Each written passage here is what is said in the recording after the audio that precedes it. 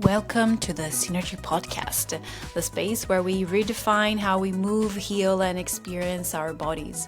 My name is Arianna Montanari, a yoga teacher, soap maker, and beekeeper, and really advocate for a pain-free life driven by pleasure. Here, we break free from the unspoken rules that tell us how we should look, how we should move and feel. And through intuitive movement, self-care, and deeper connection with nature, we explore what it truly means to live without tension, pain, or limitations. So whether you're a yogi, a seeker, or simply curious about stepping into a more liberated way of living, you're in the right place. Let's dive in. Welcome to the Synergy Podcast. Today, I am sitting here virtually with Karina Gutierrez from the US. And Karina is this fire queen, so incredibly inspiring to witness. I have invited her here today because I think that we all need to hear what she has to say. She's working with some very deep layers of herself that she really manages to share with others. And I want to help her to put the message out there. Today, we're going to talk about movement, or we're going to talk about connections with our body, dance, pleasure, and really how to reconnect with ourselves, especially as women, but not only, and move through life with more pleasure, less resistance. Karina, the floor is yours. Please tell about yourself. Let us know who you are, what you have in front of you, your vision, Thank you. What a beautiful introduction. Thank you. I love that. Thank you. Yeah, well, I feel like it's appropriate to start with why I do this, which is because I was the opposite side. Like I was very in my masculine, hustling all the time. I ran a private practice doing traditional therapy that was just so devoid of pleasure and devoid of my feminine embodiment. And if anyone's been there, you already know that like you burn out when that happens. Like there's no sustainable way as a woman to move through life without embodying your feminine and without embodying pleasure. And as we were saying before, like it's not a sexual thing. Pleasure is just being present. I was not very present. I was very in my head, and it's funny because I taught emotional regulation as a therapist, but there's a level of embodiment that I did not have. Like I could talk about my emotions and think through my emotions and think through presence, but it wasn't an embodied reality. And therefore, it created a lot of disconnect with myself. And the way we do one thing is the way we do everything. So it started to show up in sex with my partner where I wasn't present with him. It started to show up in business. I wasn't present with my business. I was just like going, and not like stopping and breathing and attuning to my business as like a life force of like a thing that's alive, right? So that's a little bit of my background with it. Can I ask you why, where you realized that there was a layer missing, that you were not embodied? What happened? Like, how did you know? Yeah. Because when you're not, you don't know. It's until something happens and then you know, oh, there's something more here. Yeah, it like hides in the dark. It really I think this type of work, you don't know that you're disconnected because it's so normal to be disconnected as a woman. Yes. It's so normal to be going, and especially for those of us that are mothers, for those of us that have so many roles, we're like, okay, I come last, obviously, right? I'm going to take care of everyone else. And so for me, the way that manifested was in my partnership. I was in a long-term relationship where we weren't having sex. And therefore I felt very devoid of like aliveness, because when we think of sex, I want people to start to think of that as like life force, creativity, right? And so the fact that that wasn't happening in my romantic life, I wasn't feeling very expressed and alive in business. And so I hired a tantric coach because I wanted to learn like, how does sexual energy, like, can I take sex out of sexual energy? Can I take sex out of sex, essentially? And how do I start to utilize this like energy of life force and creativity? Because I feel really dry right now. And he taught me, God, that was the best investment of my fucking life. He just taught me. So in the Tao tradition, sexual energy is the most powerful energy we have. You can create a child, right? And if you're not actively procreating, what can you do? You can channel that into your creativity, into your health, into your vitality. I wasn't doing any of that, right? I didn't know how. So that was my intro to seeing like, There's something here when it comes to sacred sexuality. And obviously that was my in, but I started to notice that it wasn't just about sexual energy. It was about expression and creativity. And all of that is connected with the Shakti energy, which is the feminine energy, which I was like, this is not a part of me anymore. And I need to bring it back. So that's how it started, hiring that tantric coach. When was it on? Because you said that you were disconnected. Do you remember a time where you actually were connected to it? I'd say, oh, wow, that's interesting. Yeah. I used to dance professionally, like 18 to 21, Mhm. and I was very connected to my feminine energy, my creativity, my like life force, because well, dance will do that to you, right? So I was very, very, very connected. And then somewhere down the line, just like, oh, we're going to cut that off. And do you know, or do you think it was like something that gradually happened? It was gradual for sure. I think it was a combination of dance was no longer a huge part of my life anymore, and therefore I didn't have a channel. You know what? This is so funny. At the time I was dating someone, and when I was dancing professionally, and I remember telling him like, hey, I feel like, mind you, this was a doctor. He had no concept about like spiritual things. So he thought I was crazy when I said this, but I said, hey, Michael, I feel like dance is my way to channel sexual energy. And I wonder how I'm going to be able to channel that if I'm no longer dancing professionally. And he was like, what the fuck are you talking about? He had no idea. But now I'm like, there needs to be an outlet for a woman. And for me, it's dance. But I invite all women to see, like, what is your outlet for that? Don't outsource it. It's really easy to outsource. I feel like I avoided your question. Did I answer your question? You did. You did. Yeah. Now you said something about outsourcing. Can you give us some examples? Like Yeah, outsourcing. common outsourcing of this. Yeah, so many. Okay, the common ones that I hear a lot of outsourcing. Okay, so one would be if we want to feel like feminine and alive, we'll point fingers at our partner and be like, you're not taking me out to a date night. Like, why aren't you initiating? Why aren't you bringing me into this place? That's one of them. That's honestly, I think that's a really big one. In relationships, we like want the other person to make us feel alive. Yeah. No, can't do that. What's another one? Another one, I actually heard this one recently, which is like expecting your partner to make money so that you don't have to. Like they're just going to take care of me financially. So I'm not even going to focus on my business. I'm not going to focus on what I want to create because someone is going to come and save me. This all relates to Disney. Think about like all of the Disney princesses that have been like waiting to be saved. Wait, no, what's the one? The Sleeping Beauty, where like she literally goes into a coma until this guy comes and kisses her and she's like, oh, I'm alive again. It's everywhere. Brainwashed. We're definitely being brainwashed into somehow like not necessarily receiving, but being taken care of. Yeah. Right? That's a good distinction. It's very different to It's not just receiving, because receiving, you actually need to be open for it and somehow be intentional in what you're asking help for. Taking care of is more, maybe more towards like the victim role. Like, I'm here, somebody please help me. I need it, exactly. What am I without you? And I'm lost. And I mean, I think that we all went through this phase and we all go through these phases up and down in our lives. So that's a very beautiful distinction that you made right there. Yeah, receiving is one of my lessons. Yeah. Receiving and asking for help, but poof, that's those are big ones. It hurts the ego sometimes, doesn't it? Tiny. I feel you. Let's go back to the topic of movement. You said you used to dance professionally. So how did your connection, your relationship to movement change through the years? So what was it when you were dancing and what was it now? What does it represent? I think so obviously I used movement to like get in tune with myself, my feminine expression, my feminine aliveness, my creativity. But I don't know how conscious or intentional it was. I don't know, because this work wasn't a thing for me. I didn't know about feminine embodiment and somatic work. That was not a part of my vocabulary. But now my relationship to movement is very intentional because it's a tool. So I will actively move through grief or sadness or whatever negative emotion. Like it's an actual tool. Whereas before, first of all, it was work. So that's very different. And second of all, it was fun. I knew it was fun. I knew I liked it, but I didn't know how fucking like transform. It's like medicine. To move your body as a woman is medicine because we store so much inside.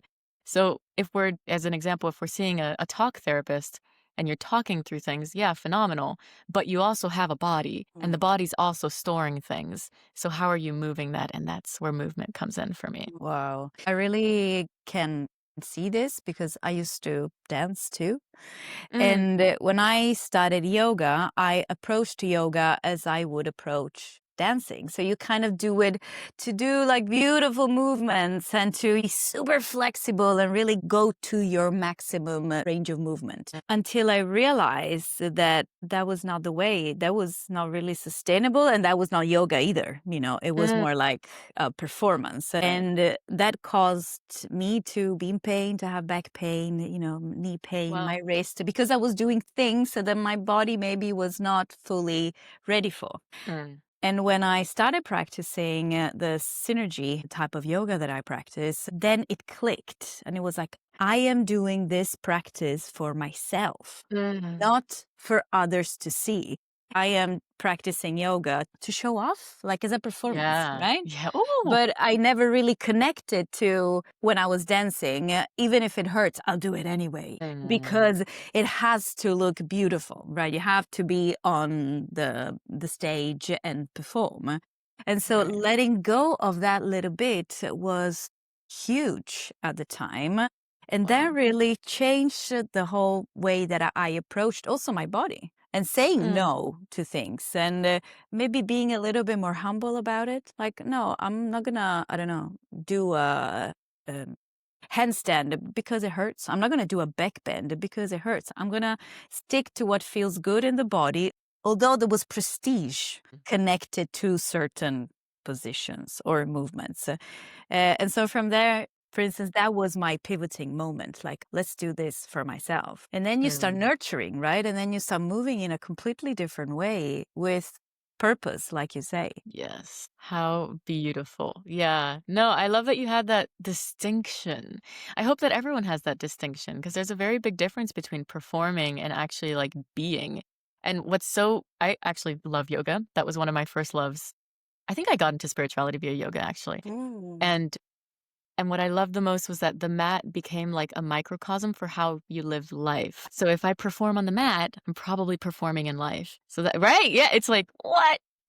It's microcosms everywhere. Absolutely. This is so true. And this is something that you really practice decision making on the mat, right? And like you said earlier, how you do things in one area, you do it in the same way also in other areas.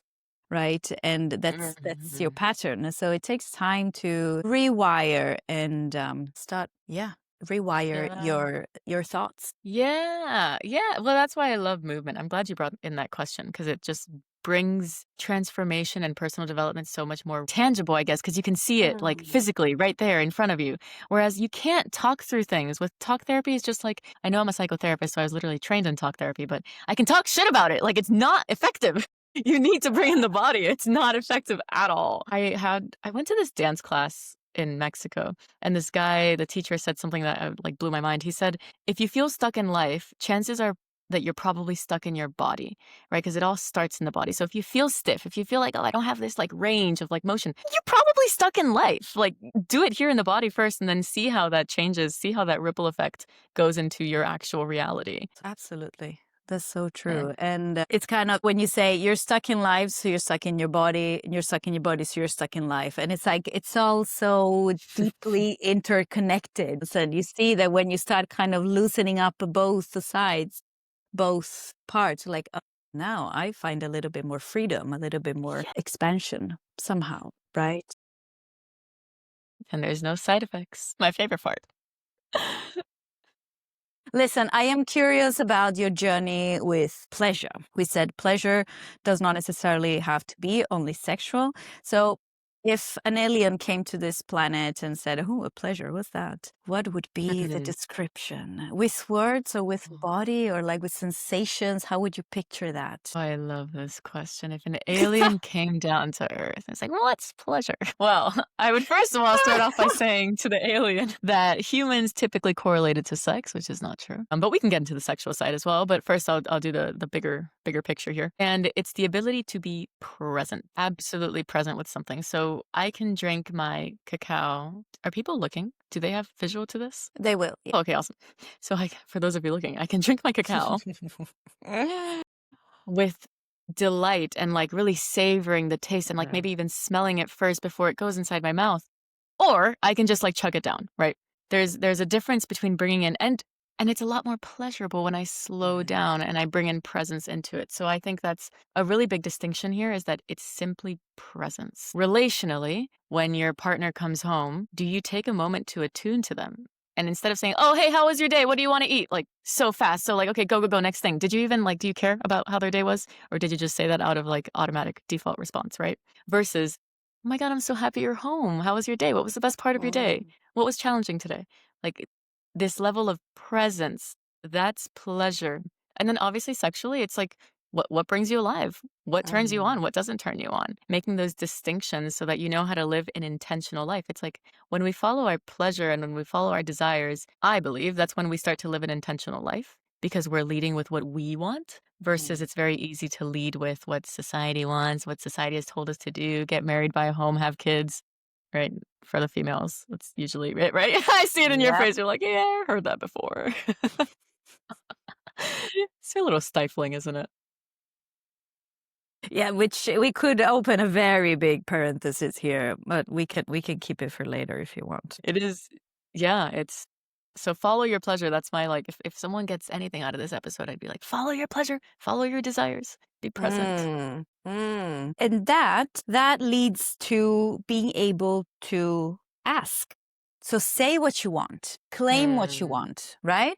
Because you can say be present and drink your cacao, or like follow the pleasure, but in practice, in like, how do you do it? And then I think that, and it's not easy, both like in life, but maybe also in the intimate practices, like to ask. What? You know? That's so, it's so edgy. Thank you for bringing that in. You know what? So before, when I hit burnout, because I didn't know any of this work, I hit burnout and I took a year-long sabbatical where I just traveled throughout Southeast Asia, like disconnecting and learning and expanding. And like, what does it mean for me to be a woman? What does it mean to connect with my pleasure, my feminine embodiment? And through that, I had one mantra that led my entire year. And that was, this is the year of claiming my desires. I don't know what it is, but I just want to claim. When I have a desire, I want to claim it. And that was so powerful for me, because typically we're taught as women that claiming your desires makes you bitchy or makes you like, who the fuck does she think she is to say that she wants this? Like, absolutely. right? But I've never met a woman that has claimed her desires and been a shitty person. Like that's a powerful woman. That's a confident woman. Yeah. Ooh. I think that for all women, but also men, but I think we are more affected by these, like, in the Disney princess, right? Like, be taken care of, but never take the leading role into what is it that I actually want. I'm saying it out loud. I want a super job that have, I don't know, short working hours, so that I have more free time. I want a high salary of like, I don't know, 50,000 per month, and like being very specific with what you want. And that's like, maybe for the newer generations, that's yeah, of course. But I feel that for my generation, that's not something that it's so obvious, like asking for what you want. No. And of course, it can be with job, it can be in relationships, you happen to be with somebody, or have you been actively looking for a person like that? Have you been calling in that person, or just the first man who landed in your lap? Oh, hello. Hi. Was you pretty? And settling. That's a big one. And I just think it's like it's a waste of energy as a woman to not claim your desires, because we are so spiritually attuned. Men and women are not created equal. I'm going to say that. Let's say women that. are so much more, women are so much more spiritually attuned. We have a womb. like this seed of creation. Like, men are amazing for other things. Another episode for them. But this episode, women are so attuned. So when you claim your desires, you have this like ability to tune into source, to be able to manifest it at a speed that with men it's a different concept, right? But this womb that we have, which is literally where we create children. If you don't want to create children, imagine what you can create if you bring in your intention and if you follow your desire.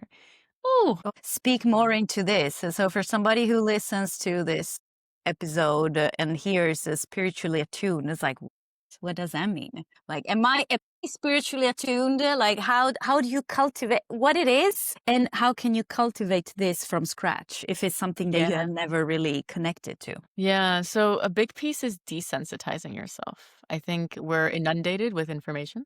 So when we desensitize ourselves and we become very attuned to the subtlety of life. So the subtlety of our emotion, the subtlety of little frequency changes, the subtlety of how we change as women when we have a menstrual cycle. We start to work with the spiritual forces or even the moon, the fact that we're so attuned to the moon.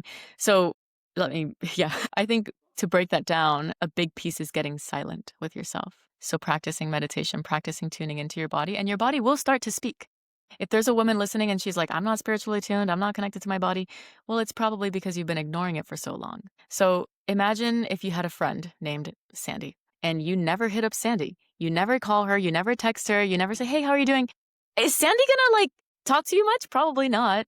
Because Sandy's like, well, she's abandoning me, right? So the body starts to get silent when we don't actively attune to it. It doesn't mean that it's gone, but it does mean that there's a process of befriending yourself again to learn the unique language of your body. Because the way that my body communicates with me, I'm sure is different than the way it communicates with you. And you've learned through yoga, I assume, how your body communicates with you, right? Totally. So that's learning the language, I think, is a big piece. Beautiful. Oh, I'm melting on the inside.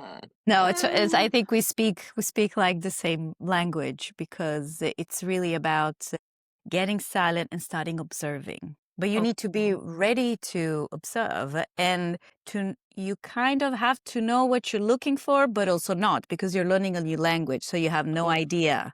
And you maybe have messages, call it symptoms, that you just normalize and you have never noticed. But then when you start attuning yourself, you're like, oh, this can be physiological. It can be the mood swings. It can be more energy, less energy, how you perceive smells, right? How you perceive touch, your body odors, right? How hungry you are. So really, maybe also really reconnecting with the cycle. That's for us women, it's like incredible. I remember years ago talking to a friend of mine, and she told me that she had just gotten off the pill. And she basically started taking the pill as soon as she got her menstruation. So let's say from early teenage until she was maybe 26. Wow. And she was 26 and she was like, for the first time, I am now learning my body. Right? Oh, yes. And I'm like, wow, because that's powerful. Oh, yeah. Girl, don't even get me started on the pill. No, go. Yes, I'll get you started. Yes. It's just so not okay. It's just so gosh. And I think that a lot of women hide behind the pill because they say, oh, I have horrible PMDD, really bad symptoms. And I'm going to say that I believe that's a product of not attuning to your body. Your body's screaming at you. Your body's screaming at you to listen, to slow down and tune into what it needs. I had horrible fucking cramps before. I got on the pill because I as well was like, I don't want to deal with these symptoms. And then I watched a video by Teal Swan. Do you know Teal Swan? She's like, I don't know if she's still making videos. This was a long time ago. But she had a video about the menstrual cycle and about how this is a way of rebirth and death that we go through every single month. It's a sacred process. And if you're not honoring that, chances are you're going to feel real shitty. And so I practiced. I was like, okay, how do I be intentional about this? And when I started to be intentional, periods are now it's I love the period month. I love the period week rather. Yeah. Cause it's my body is purging right now. I can go through this death and what else do I want to die in my life right now? How can I work with what's already happening internally? I love my period. And it's so common, maybe not so much here in Sweden, but when I'm back in Italy, the menstruation is seen as, I hate it. Do you really have to hate it? It's so natural. It is part of ourselves. So we could just live a much more pleasurable life and not hating that week where we're just and deal with the symptoms. The symptoms are telling us something. Exactly. And we're so conditioned to go, go, go, do that we're like, a week to do nothing? What? I don't have time for that. But this is this is where my like woo-woo side comes in, is that what if that week of rest meant that the next week, the next 2 weeks meant catapulting your growth in ways that you wouldn't have been able to because you were stifling the fact that you needed to rest. So what if getting from point A to point B takes you to point Z really fast because you learned how to rest? Like, that's how I view my period now. Right now I'm in luteal, so the week before. So I'm a little bit slower. And I'm like, okay, I'm slower right now. That's fine. I know that when I hit follicular and ovulation, I'm going to be skyrocketing. Yeah, exactly. We're going to be dancing as long as we rest. Where are you at in your cycle right now? I'm curious. Also like you. Oh, yay! Okay, so we're both internal. So it's coming. It was like menstruation, and then it kind of took a little bit longer to get into follicular. It felt like it was like 2 weeks of being very, very low motivation, very low energy, you know, that sadness that sometimes I talk about this with my partner. And sometimes I kind of forget. It's like almost each month it comes as a surprise. Like, oh my God, why am I so sad? Why am I crying for everything? And then 2 days later, you're like, and my partner's like, but you have had this for like 20 years now. Like, but don't ask. It's like, we forget. Yeah, it's crazy how much emotional we get, right? Like, I will cry over anything and everything, literally. And this idea of the menstrual cycle being like the menstruation being the death, I read a book by an Italian author about the whole cycle. And the author kind of compared the cycles inside us is the same cycles that you find everywhere in nature, right? The rebirth, the building up, and then the falling leaves and the mulching, and then again, and all this cycle. And really described the menstruation as, I almost cried when I was reading the book. Imagine that your body has been working for this egg, and then the egg is ready to be, and then nothing happens. And unless you get pregnant. Exactly. But if you do not get pregnant, imagine it's like, oh, but we have created this cells already, and then it's not going to turn into another human being. And so, of course, I'm sad. It's like, of course, the body is grieving something that did not happen, that it could have been another life. And so from that moment, for me, it's like, wow, I'm going to honor my menstruation so much, right? You kind of completely shift how you view it, how you feel it, right? And you're like, okay, but then now I'm really going to take it easy the day before, and this first day is like honoring the body. Because that's also a sign that your body is healthy, that your cycle is working, that all these processes inside your body are working as they should. And, I think it was, I don't know who was that said this, but don't ever waste a heartbreak is what this quote is. And this relates because it's grief, right? Our body, like you're saying, is kind of going through grief. And the way to not waste that grief, I feel, is to pair it with all of the things that you're letting go of. So when I bleed, I have a nice little journal session around everything that I'm shedding. What's not serving in my life? What am I releasing? Because my body is physically releasing something. So let me as well energetically release, like, what thoughts aren't serving me. Are there certain people in my life that aren't serving, behaviors that aren't serving? That's how we utilize the grief. I feel like that's kind of a more tantric approach of like, okay, everything here is sacred. Let's utilize this frequency instead of numbing it out, popping a Tylenol and forgetting that I'm bleeding, right? I feel like so many people pop a Tylenol and just like move through the cramps, go to the HIIT workout, when it's like you're wasting the grief. The grief, this is important. This is a good time to grieve. Let go of things. Don't waste it. Yeah, and that leads back to tuning into your body, listening to the body, right? Is that your cat jumping around? Do you have a cat? I do. Where? Oh my God! Did you? Yeah. Where did you think you saw a cat? No, I heard. Is he like, or she jumping around? No, maybe it was. That. Okay, I thought it was. Sorry. I was like, did you see my cat? And that is going back to listening to the body and noticing that maybe each cycle is different. That sometimes you have like heavier bleeding or heavier cramps, or you're sadder, like more sad than other times. Yeah. And like with curiosity, what happened? What is there for me? How have I been the past 1 or 2 months. So what has happened in my life that is really showing also in how I am bleeding? Because if I am not wrong, period should be painless. Can you confirm this? There is this amazing Swedish woman who works a lot with menstrual cycle hormones. Her name on Instagram is Wolverine. Love this. And she says that period actually should be pain-free, but because of the type of lives that we live nowadays, and we're so stressed and disconnected, or on that we think that we need to take the pill because that's the only solution. It's just addressing one problem. But when you start looking at the whole body and the body in the environment and your habits and all the little bits, then you get a much deeper picture of what is actually going on in the body. I feel like we just become unstoppable when we do that because we're looking at everything. You know what? I have this have you heard of red tent temples? Red tent temples, I think they're called. Red tent. I have a friend who did a red tent thing. I've never been to one, but there was one that would happen in Philadelphia when I lived there, and it was when the woman would menstruate and they'd come together into this red tent temple. Anyway, and do rituals together and purge together and move together. And those are the days that just warms my heart. Like when women can come together and do those types of things together, it's like we build this magnetic frequency and we amplify each other. That's why I love women's work. Like women coming together and doing this work together, it's next level. So powerful. Yeah, what would the difference be then with men getting together? Oh, that's really important as well.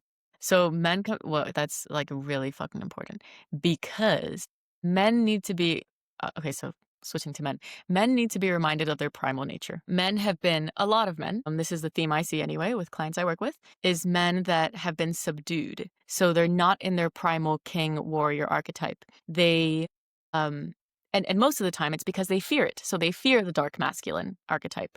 They fear over perpetrating rape, war, right? That's the opposite side of the spectrum of when a man is like really tuned into this masculine. So I would say that when men come together and they do, say, chanting, or they do primal rituals, or they do vision quests, a vision quest is when this is so interesting, they'll like go into the forest with no food. I think they take water, and it's like 3 days in the dark with like a camping thing that they have to pitch by themselves, be alone in nature, and then they come back. And it's like it's a rite of passage into their manhood. There's plenty of archetypes or people that have gone through this, like the Buddha definitely went through this as well. It's like, or shamans as well have to go through this initiation process of going out into the wilderness and then coming back with no support. And it's a way of like tuning into your primal masculine. That is so important for men. So important. And women want that. Tell me, do you want that, Arianna? Yeah. Provide for me, hold me, absolutely. Damn it. Yeah. Just know that there is that. We call it safety. Can we call it safety without being like, oh, the princess, save me? But that it's like a pillar. Here, I'm here to hold you. I can move freely, but I still know that I have somebody around me, holding me, witnessing me, listening. So sexy. So hot. It really is. It's just like, and because sometimes we need just somebody to maybe solve some just small practical issues that we cannot just like being the woods and provide for water, or cut this and build a little hut and do. Go ahead. And it's in their DNA. This is what they were hunting, and we were doing the gathering, picking the berries, and they were going out and slaying the whatever it was that we ate back then. So with my partner, I'm definitely the typical gatherer. I go and pick berries and the mushrooms, and I dry on the herbs and on the bees and the honey. I do. Oh yeah, that's right, the bees. Yeah. Yeah. We live super close to the forest, and it's like I have like a kilo of blueberries in the fridge, and that I have to. But you just pick them yourself? Yeah. There's so many this year. It's so cool. Wow. And we were in Italy now during July, and we would go to the secluded beaches, and he would spend hours looking for the best sticks. And why? Because he likes to train, and so sticks are very good for like gripping and mobility, and you can do a lot of things. But interesting. And then he would like maybe build a little hut. Oh my goodness, so much. And then he would be with his little knife, fixing the stick that he used. Like, yeah, look, I'm making it smoother. Beautiful. This is amazing. So Do your in thing. America, I don't know. America's different. America, we have the Boy Scouts, so I guess it teaches Yeah. boys. Yeah. Yeah. Did he do Boy Scout? Or did Oh, how did he? yes, he did. Okay. Wow. And then he just continued being his primal self. Yeah, yeah. He That's likes all this. amazing. Yeah. Very interesting. I never looked at this side of him as the, like you're saying, the maybe more primordial side. But now, very interesting to look at it through this lens. Absolutely, very connected. Yeah. Yeah. The men used to go to war. Now they don't need to, but there's another way to channel that primal energy. And him looking for his sticks and building his thing, and like that's him doing it. And then he would ask me, "Can you make a video of me using this stick so that I send it to my friends?" I love it. I Oh, love yes, of course. Look, I'm using my stick. That's and you know what? Well, For the men listening that are like, okay, how is this even related to masculinity? It is because what Arianna's partner is doing is tapping into a primal practice that's on a DNA level, bringing him back to his ancestral days, right? To his ancestors, rather. So it's just all correlated. It's all correlated. So when, for us as women, you're picking your berries, when we're dancing, we're tapping back into our tribal days where we would dance with our woman, where we would release with our women. It's all, yeah, and it's would all bring like, in pleasure, so presence at a completely different level. If I think when I pick berries, I am so into the moment, right? And I think with the stick, it's the same thing. Training, climbing, and doing all these physical things. It brings, it provides that feeling of pleasure, of being present, of doing something that it feels like natural for you, right? It's like, oh, of course, this is what I'm supposed to do. yeah. You know what I Yeah. mean? I love this work so much, girl. It's just like, it just lights me up. It's just, imagine if everyone implemented the things that we're saying and how much more alive we'd be as a society. How much more in Imagine tune. also if everybody could work in their lives with what makes them alive. Imagine what a completely different world we would live in. Less frustration, more happiness, more satisfaction, more of that. Yes, yeah, I want to help you. You know, yes, let's do this. Yeah. The enthusiasm, that pleasure. That's what I'm saying. Create your life through desire and not through fear. Oh, I'm staying in this job because I'm scared that maybe I don't find anything else. What if you say, I'm longing for something else now. Let's go and see if I can. Ooh, and that little gap, that's the scary part where someone's Oh, like, yeah. there's always a gap between what you're leaving, where you're going, that little gap right there. That's Yes. where people fall. And they're like, I can't do it anymore. Gotta go back. But if you can hold, Case, our coach, says it all the time. She's like, do you have the holding power? Can you hold this little gap before we get here? Right? That's been my fucking biggest lesson, is that holding power. To kind of also trust, right, that you will get to the other side. And I think what I have learned through all my gaps and all these difficulties, right, or like say these changing periods, that support always comes in one way or the other. Life always shows up. If it was through travel, if you travel the world, you know exactly. Things happen while you travel. Maybe you're homeless, maybe you lose something, or you miss the train and then you don't have money anymore. You name it. But a solution always comes. You know, money coming in, somebody helping you, or you finding a new home. I don't know, it feels like if we remove failure from our vocabulary, then we know that there can always be solutions, right? We always move on. Doesn't matter what we do. Always. There's no, and when we look at a graph of life, it's like going like this, but it's all going up, but it is going like that. And I do believe that we live in a universe of yes, where everything is yes. So if you're constantly repeating a fear of oh, I can't leave my job because XYZ. Oh, I can't leave my partner because I have kids. Yes, the universe is going to say, yeah, okay, you can't. You can't. So what if we practice saying we do want something? I do have a desire for XYZ. There's a big shift that happens in life when that happens, when you live from I do want this, not I don't want this. Does that make sense? Absolutely. Yeah. Yes. Yes. It does. Yes, it does.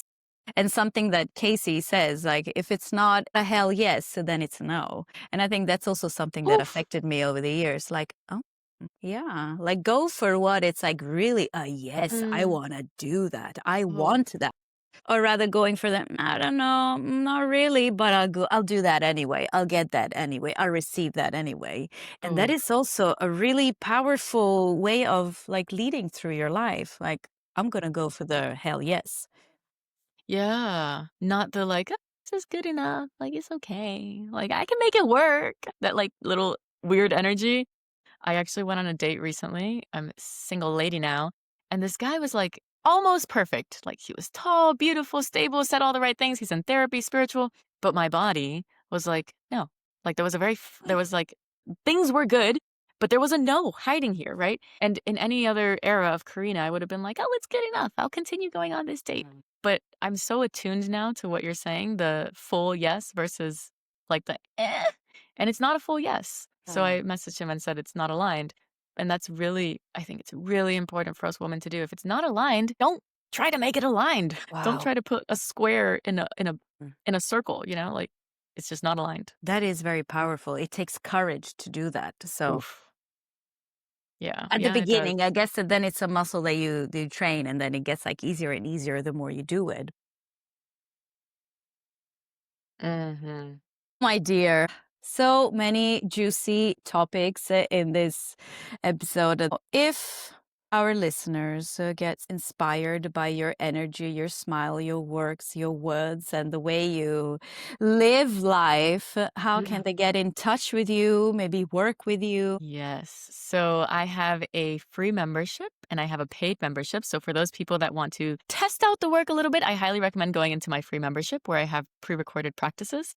They can find me on Healing with Kink or karinagutierrez.com for my website. And if they want to go deeply into the work and experience live coaching, then I recommend my paid membership, The Embodied Woman, but all of those links are inside of my Instagram. Beautiful. And we'll also link them in the podcast description. Perfecto. Karina, perfecto. Is there anything else you would like to share with us today? I would like to share that you and I talked about a lot of feminine embodiment stuff. And I just want to highlight that when it comes to a woman connecting with her own body and with her own pleasure, it is going to look different for everyone. So take what we said as like a guidance, but not as a true thing for you. That's like really, really important because I'm tired of telling women what to do. Like we've already been told what to do in so many ways. So this is like a little guide for a lot of women and even the men. We briefly talked about them, but take what we said and see how that works for you. See if it works for you. Is it a full yes for you? Is it a full no for you? And that's how, again, we live intentional lives that are geared through our actual desires and not what we were told to do. And that looks different and unique for each one of us. So thank you so much for the reminder. Thank you for having me. Oh, thank you. Today we were color coordinated without even talking about it. And she said we're the angels today. We're both wearing white. Beautiful. You see these connections. That's like our thread. Thank you so much for this conversation and for sharing your beautiful energy, Karina. Thank you for having me. That's a wrap for today's episode of the Synergy Podcast. I hope this conversation sparked something within you, a new way of thinking, feeling, or moving. If you love this episode, let me know. Share it, leave a review, or connect with me on Instagram @mielestrega. And if you're ready to go deeper, check out my yoga offerings, come to a yoga class at the studio, and check out my handmade natural body products at mielestrega.com. Remember, your body is yours, your pleasure is yours, and living pain-free is possible. Until next time, move with ease and live with joy.